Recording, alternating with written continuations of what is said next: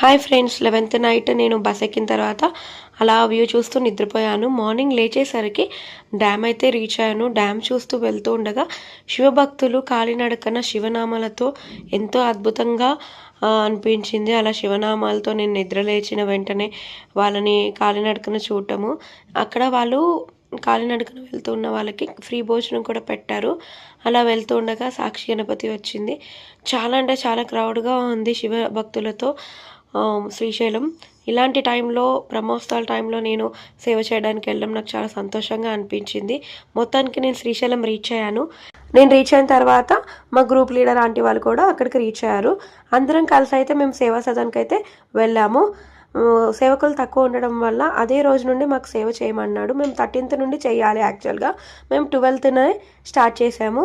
అయితే మేము fresh అయిపోయేసి first day సేవకైతే వెళ్ళాము. నాకు సేవ చేయడానికి సమాచార కేంద్రంలో అయితే వేశారు. ఆ రోజు నేను 4 to 10:30 వరకు సమాచార కేంద్రంలో అయితే సేవ చేసుకున్నాను. ఇలా నా ఫస్ట్ డే సేవ అయితే నేను పూర్తి చేసుకున్నాను ఫ్రెండ్స్.